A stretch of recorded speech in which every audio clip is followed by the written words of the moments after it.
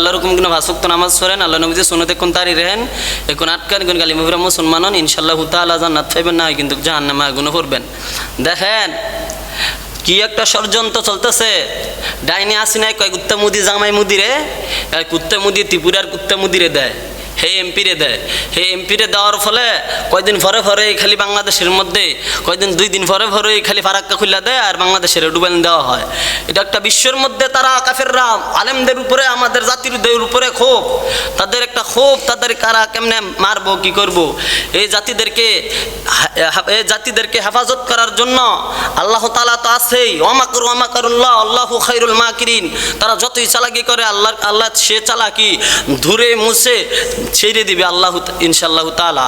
তো আপনাদেরকে বলি, ফারাক্কা খুলে দেওয়ার ভরে ভরে কয়েকদিন ভরে ভরে ভারত থেকে ফারাক্কা খুলে দেয়, সব নদিয়া পানি আইসা বাংলাদেশ ডুবাইলা। এটা একটা ষড়যন্ত্র চক্রান্ত করতেছে। সব চক্রান্ত এবং ষড়যন্ত্রের মোকাবেলা করতে প্রস্তুত আছো তো ইনশাআল্লাহ? যদি প্রস্তুত থাকো আমাদের হুজুরদের কথা শোনো, আলেমদের কথা শোনো, আল্লাহ রসুলের কথা শোনো।